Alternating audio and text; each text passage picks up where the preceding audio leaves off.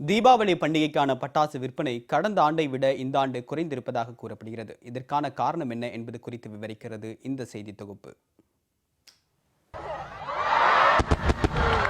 தீபாவளி பண்டிகை என்றாலே பட்டாசுகள் நமது நினைவில் வருவதை தடுக்க முடியாது. குழந்தைகளாலும் பட்டாசுகள் இல்லாமல் தீபாவளியை முழுமையாக கொண்டாட முடியாது.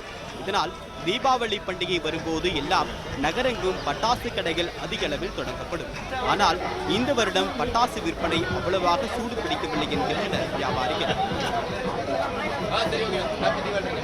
பசங்களே வெடிக்கிறத யோசனை பண்ணி தான் வெடிக்குதுங்க. வீட்டில் உட்காந்துக்கலாம் நினைக்கிறாங்க போல இருக்கு. அந்த காலத்தில் எல்லாம் வரவங்களாம் அப்பா அம்மாவுக்கு பசங்க கம்ப்ளைண்ட் பண்ணுறாங்க, நாங்கள் தான் வீட்டில் உட்காந்து போட்டி வெடிச்சிட்டு இருந்தோம், இன்னைக்கு ஆப்பிள் உட்காந்து கடலில் பட்டாசை பார்த்துக்கிறாங்க அப்படின்ட்டு. ஒவ்வொரு ஆண்டும் தீபாவளி பண்டிகை ஒட்டி 10 நாட்களுக்கு முன்பே பட்டாசு விற்பனை தடைபட்டு வென்று கூறும் பட்டாசு வியாபாரிகள் வழக்கத்திற்கு மாறாக இந்த ஆண்டு கடந்த 2 தினங்களாக மட்டுமே பட்டாசு விற்பனை சராசரியாக உள்ளது என்கின்றனர். குறிப்பாக இந்த ஆண்டு பட்டாசு விலையில் பெரிய அளவில் உயர்வு இல்லை என்றாலும் பட்டாசு வாங்குவதில் குழந்தைகளிடம் ஆர்வம் குறைவாகவே இருக்கிறது என்கிறார்கள்.